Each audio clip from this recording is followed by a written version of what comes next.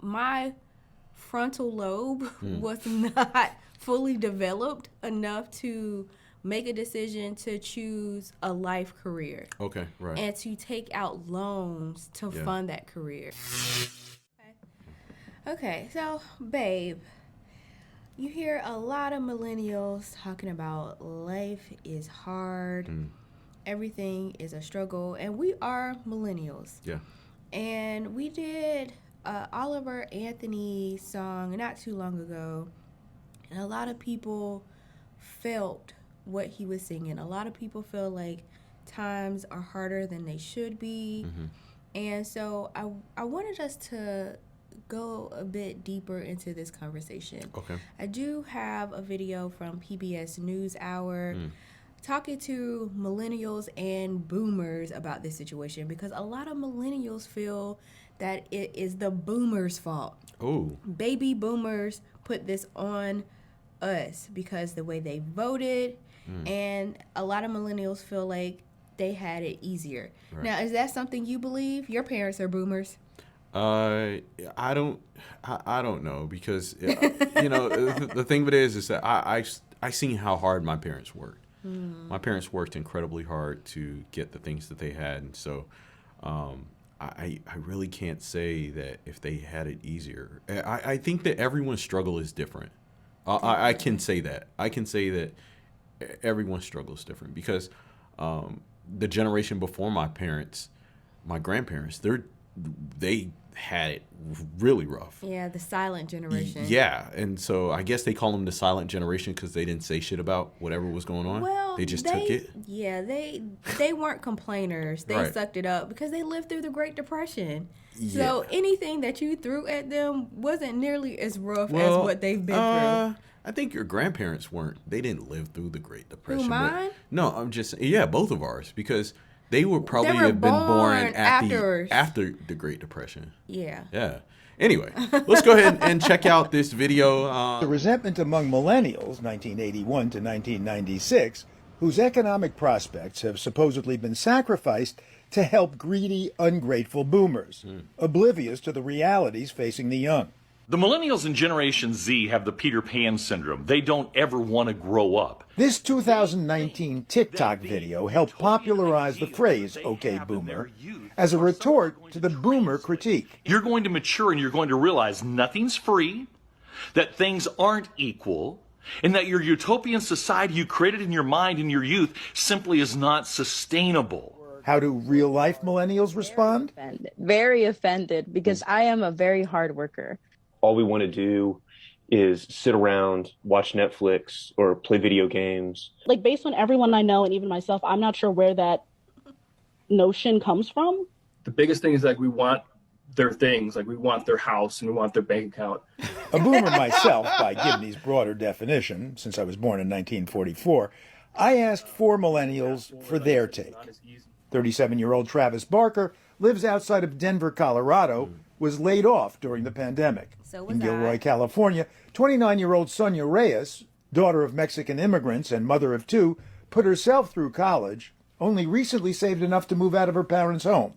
Brianna Nicholas, 28, an accountant in Philadelphia, has $200,000 in student debt for her degree in historic preservation. And 30. Yeah. She has, because a lot of people in the comments were focusing on this, that she has $200,000 in student loans for prehistoric, some prehistoric preservation degree. Yeah. And so the question is, like, was your degree necessary? And for a lot of millennials, we don't use our degrees. I know I don't. Right. And I do regret my student loans, but then at the same time, I wouldn't have been able to get my job if I didn't have a degree. Right, exactly. So it's like a catch-22, but my job wasn't in my field, though. Right. So there's that. But I think that it still helps on some level. It does, because everyone required a bachelor's degree for a job. So let's continue. 24-year-old Joe Caputo in Oklahoma City worked odd jobs for years. All college grads heading toward middle age, scraping by. You know, I have a 4-year degree. I have, honorably discharged in the military. I've worked overseas. I've never been arrested. I've never failed a class. And yet I still feel like I'm behind the 8 ball. There's no doubt that you guys had it easier than we do. Like Travis said, no matter what you actually accomplish or feel like you accomplish, you don't feel like you're actually moving forward in life. It's like you don't feel like you can actually become a full adult. You're a two-income family, right? You can't afford even to buy a house in Gilroy? Renting is basically all I kind of see for my wife and I for the foreseeable future, just because we can budget for it. Okay, we bought houses when they were way cheaper. But does that make us sociopaths? The most important thing about sociopaths is that they don't have a great sense of obligations to others. For Bruce Gibney, writer, jackpot winner as an early investor in PayPal and Facebook, the economic anxieties of millennials are the result of decades of sociopathic choices by boomers who grew up in a booming America. Right, They had an enormous tailwind, and they decided to set a direction that really only benefited themselves. Wow. That's the end of the first clip. Okay, yeah. And for me, I don't. My mom is a boomer. Yeah, right. My dad is a boomer. Right. My aunts, uncle are Yeah, boomers. same here. And I never thought about blaming them for it being harder, because when I graduated college, we were in a recession hit, and it was hard to get a job. Right, yeah. And I had to get a job that was paying less. But the craziest thing, because I was thinking about it today, in high school I had an internship. I had like 3 different internships, and I forgot all about this. I was going to go to school to be a physical therapist. Right. So I got an internship, and I was like, dang, how did I get that internship? But my mom's friends, like who she worked with, her coworkers, because she worked at a physical therapy office, they told me, don't do it. Right. Don't get into physical therapy.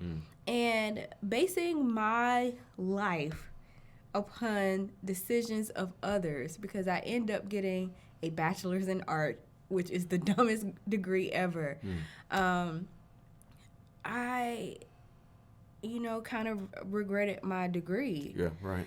Because when I graduated and they told us that we would get job placement, the first job they handed me was a manager at Abercrombie and Fitch. Okay, yeah. And I was something that was outside of your degree. upset. Right. Because I could have got that job on my own without a degree. Yeah. And the jobs I was interviewing for, it was just like really hard, because then I couldn't get job placement, which they promised from the school. It was like really not good enough jobs for degrees. And I was thinking about it this morning, like my frontal lobe was not fully developed enough to make a decision to choose a life career. Okay, right. And to take out loans to fund that career. Yeah. I really wish that I would have waited till I was 25. But the promise of go to school, get a job, Right. that is the thing to do, and everything will work out Right. fine. Well, for the most part, that was the plan for most people. Most Yeah. people of our generation, that was the plan, because that was all people knew. That's what worked.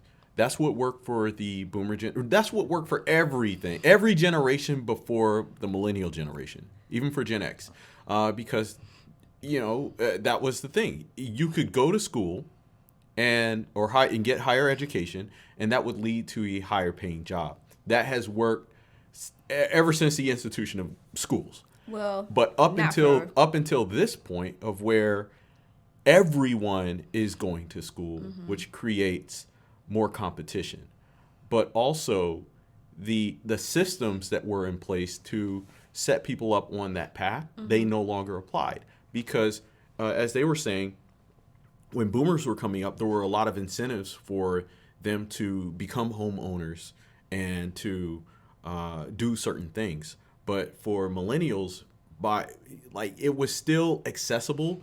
But I think that by the time we start hitting the job market, we start seeing that something was kind of off, because you would graduate and, like you said, go out there and get a job, but then you would find that the jobs really weren't paying as much as you thought they would. But over time, even if you had a nice career, you would see that the pay raises, or the pay still wasn't increasing as fast as the cost of living. Right. And so now everything's really hit its head or exploded, because now the cost of everything has gone up substantially and the pay is still kind of down. Like back in the day, in the Gen Xer and the Boomer generation, people could work a job forever, or they could work a regular job on a salary and still afford life. You could get a car, you could get a house, and you could support your 2 kids and your wife. Right. But it's not like that now. Well, the thing for me was no one went to college in my family. Mm-hmm. I was the first one Right. to go to college and graduate. So I didn't have someone to look at to kind of like base Right. my life or what to do by. Like, my mom was a single mother. She struggled. And I just knew not to do that. Mm-hmm. You know, so it was like figuring things out. And I remember my grandma, my dad's mom, she didn't understand, because my dad's mom is a hustler. She was a nurse, and she would tell me that I'm just not working hard enough, or I don't want it bad enough. Right, yeah. And I was like, well, Grandma, you can't just go to people's job and say, I want a job, and think you're going to get it anymore. That's not It doesn't how work like that things anymore. work. Right.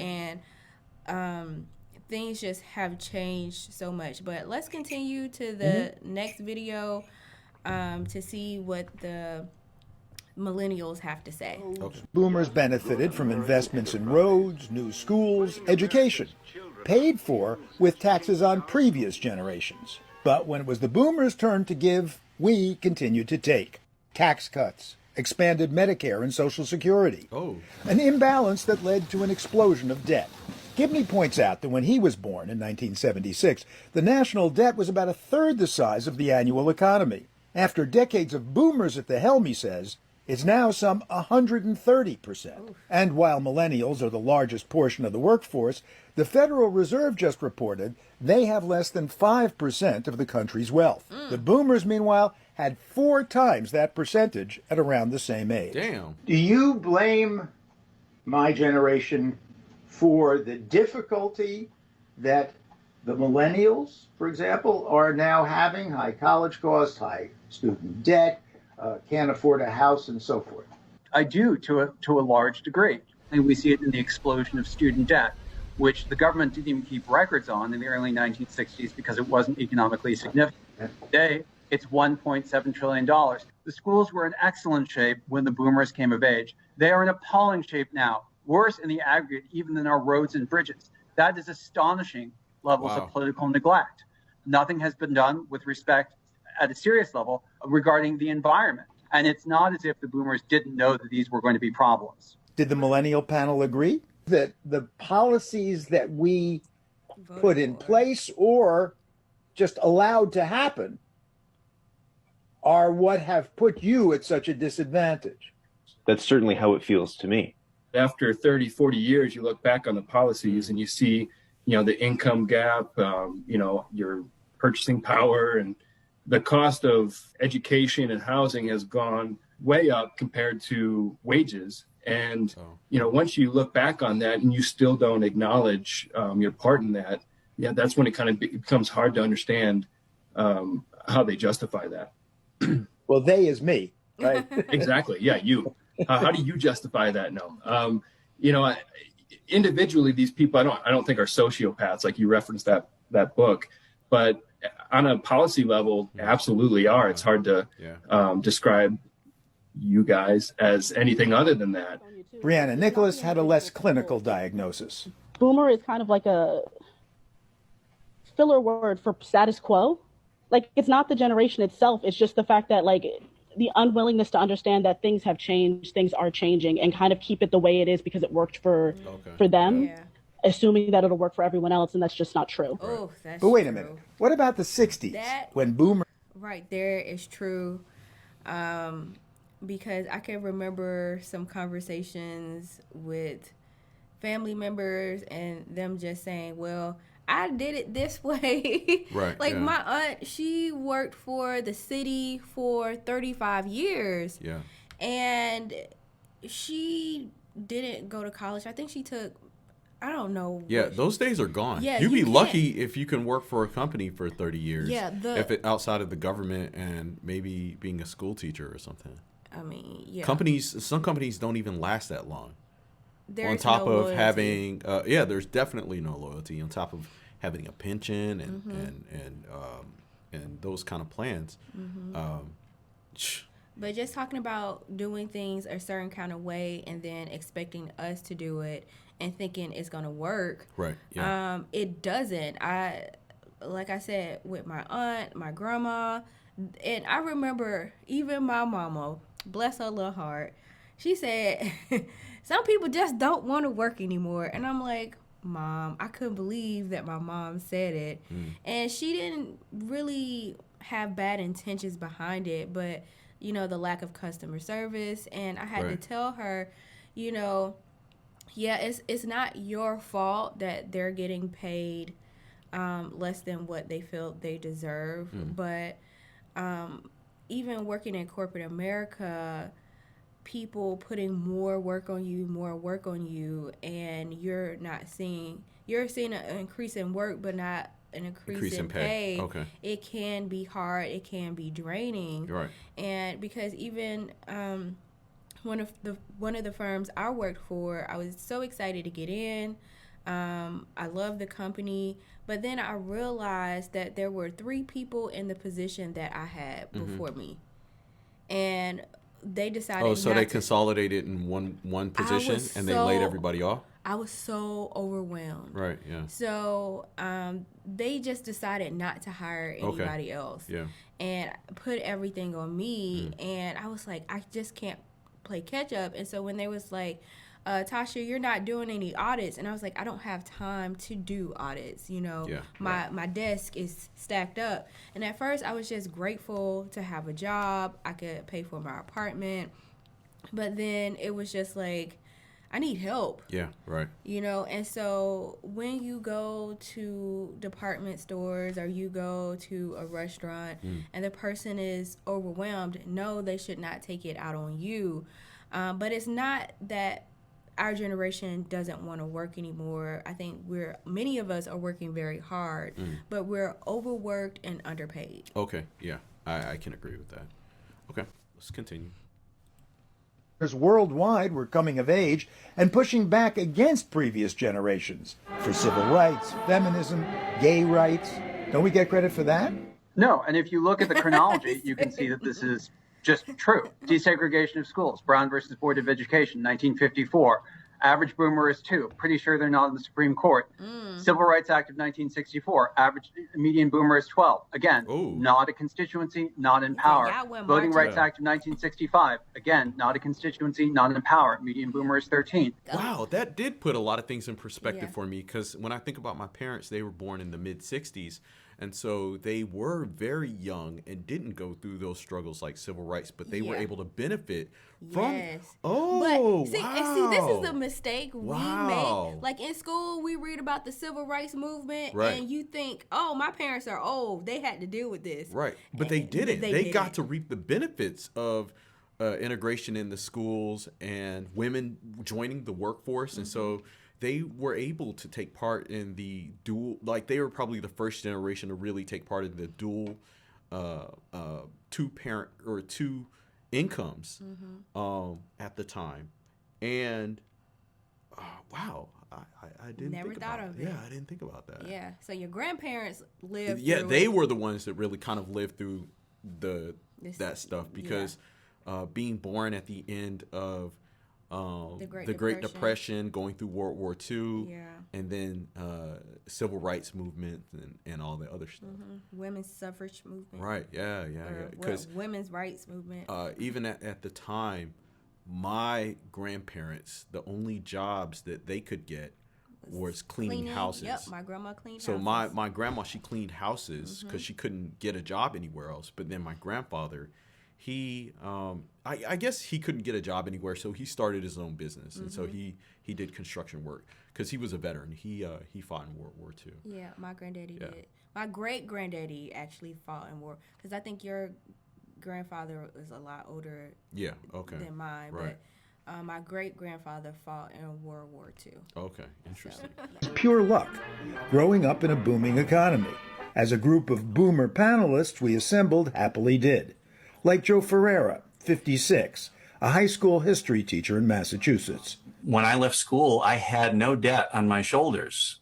And the total amount after my second graduate degree that I had in debt was literally a $1,000 personal loan. Bert Ford was a classmate of mine at Brandeis University, became a lawyer, founded the American Antitrust Institute. When it came time to get jobs in college, the government was hiring, and there were jobs in the government, and we had that advantage because of a growing economy, a booming economy, if you will. Norma McKay from the Chicago suburbs, a retired software engineer. I have 5 job offers without me doing any bit of work. I got offers from IBM, Bell Laboratories, Rockwell International, Sun Microsystems. I got to reject IBM. That was really something. Allison Adderley, a 62-year-old community college professor in Orlando, Florida. I bought my first house when I was 24. How much did it cost? $51,000. That home has about tripled in value. By contrast, You have to lower your expectation. It's not viable. when we were their age, there was less inequality, homes were cheaper, the middle class stronger, taxes on the wealthy higher. Climate, outsourcing, offshoring, no issue. So did our panelists feel guilty about what's happened on our watch? I want to apologize because I don't feel we're leaving a better world for them. I guess we shoulder all the blame, right? Because we're the people that were in charge. I feel somewhat guilty, like we dropped the ball. The other half of the panel, however, disagreed. I don't feel guilty because I believe that it was just circumstance that put us at that time period. I do feel responsible. I don't feel guilty. I don't buy this generational guilt at all. I think that we were lucky. We were on a ladder that was going up with no help from us. The ladder meant that assets were increasing in value in ways that they are not today. Right. So you don't feel guilty about the tax cuts, the offshoring, the things that you think have put millennials at a disadvantage? I've probably opposed all of those things during the last 40 years. So I don't feel guilty about it. I feel frustrated. I wanted to leave a better world for my kids and grandkids. But boomers voted for the folks who pushed these policies, no? Right. Politically, you have a very diverse country, and people vote for any number of reasons at that particular point in time. In fact, since the 1980s, boomers have by and large split about evenly in presidential elections. So about half of us voted for tax cuts and freer markets, half not. Half our panel feels guilty, half not. Right. And look, says Steinhorn, economic change is often beyond the control of a generation because you're living through it. You're managing, you're trying to raise a family, you're trying to sort of support yourself. You're trying to put a roof over your head and food on the table and have a meaningful, if you can, livelihood in that matter. Instead of feeling guilty, he argues that baby boomers have plenty to be proud of. Fundamentally, the baby boom generation took on the outdated norms of the generation before and began to transform America. Sure, the greatest generation survived the Depression, helped win World War II, but that's not their whole legacy, says Steinhorn. They were the ones who chose to move into the Levitowns and exclude black people from those suburbs, who continued to deny the rights of women, to, force gay people to go through implosive therapy or electroshock therapy because they didn't fit in. So the baby boom generation saw that and fundamentally changed it. Civil rights, feminism, LGBTQ, and disability rights. No panelist felt guilty about this history. I am very proud. Yeah, demonstrations on campus, peaceful demonstrations. I was there every day at lunchtime. We may not have brought it to complete fruition, but we started a lot of it. I, as a baby boomer, I'm going to take some credit for that as I take some blame for the other stuff as well. What do you think? Are Are the boomers to blame, or should we thank them? No, I mean, I think it's a little bit of both. You know what I mean? Because there are a lot of contributions that boomers have made to make America great and what it is. But, I mean, the other thing is that a lot of just Americans, a lot of people in general just get caught up in policy. You're going to vote in favor of things that are going to be beneficial to you at the time. Yes. And the reality is that many people don't have foresight into the future. They're into not the future. Nobody's thinking about what repercussions a lot of this is going to have. When they say, "Hey, we're going to offer tax cuts to the middle class, and we're going to give you guys stimulus checks so that you can take care of your families and have a great career and retirement and all of these things." And this is what politicians tell you. They would tell you all of these things will help set you up to have a great future in the next 30, 40 years. And when you retire, if you do things the right way, you'll have this much money in your bank account. And for the most part, they weren't lying. The main thing is that the boomer generation who were voting for these politicians to manage this, they followed those directions. They bought a house and they were able to raise a family on a shoe salesman's salary, and things worked out. But what they didn't know is what was going to be the end result for their children's children or their children in general. And so, you can't really blame them for voting in their own best interest. Right. Because it's not, it is a generation's job to be responsible and have some foresight, but they're also trusting in the government, because you're trusting that the government is going to help make the best decisions for the people. And the reality is that the government or the policymakers, they are the ones who have foresight. Right. And they are the ones who work with the corporations and the people who are responsible for giving people jobs. They knew what the end result would be. And so that's what I kind of blame it on. Yeah, that's true. Like even Nikki Haley, that's her name? Yes. Nikki Namarata. she is telling people, or telling us, that they're going to have to move up the age of retirement to 70. And she's saying that you're going to have to work till you're 70. And it's like, some people are not even going to make it to 70. They're not going to make it to get their Social Security. And I think that's the whole plan. Okay. And the fact that she's just saying that, and it feels lightly, it feels like a slap in the face. And I'm scared that people might vote for her, because the people who can vote for her, a majority of them won't be around. Many of them are already retired. Yeah, and that's a great example. Someone like that says, "Hey, guys, we're going to need you to work until you're 70, and that way it will help provide a better life for your children, because the taxes and the money that you pay from working that long is going to go into Social Security, Medicaid, and all that other stuff." And so there are people out there that will say, "You know what? I agree with that. I think it's a great idea, and it will help provide for a future generation," and they're going to vote for her. But then there's also people who are saying, like, they might be in the same party as her. They might be a Republican or conservative, and they look at that and they say, "Nah, that seems fucked up. I'm not voting that way." And so the main difference you have with the boomer generation is that back then, when people were saying shit like that, people weren't disagreeing with them. And that had went on for a long time. And so I think that even as a millennial or Gen Xer or Gen Zer or even Gen Alpha, you can listen to that and you can say to yourself, you can rationalize and be like, "I don't want to work until I'm 70. Right. I don't give a fuck how lazy you think I am. And I think she's not really talking to us. She's talking to the boomer generation because... Oh, yeah, because they're about to hit 70. Well, I mean, some of them are, yeah, hit some 70. Right. What I'm saying is, it's like they vote sometimes where they don't have us in mind, and it's like, well, I'm not gonna have to worry about that. That's the next generation's problem. Right. Yeah.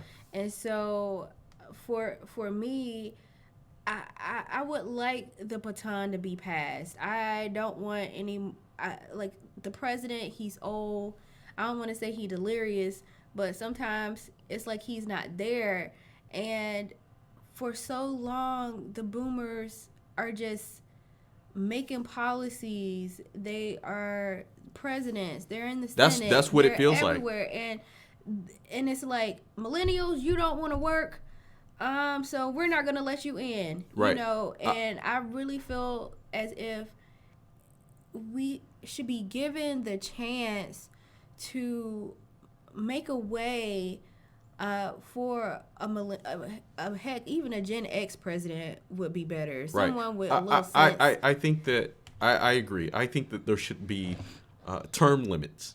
Yes. To where term limits, age limits of where you reach a certain point and you can no longer run this country. Yeah. Because at this point, you're absolutely right. There's a bunch of people that are sitting in Congress that are looking out for themselves, looking out for their own generation, and have their own interests at heart. Yeah. And it's not for the benefit of the American people.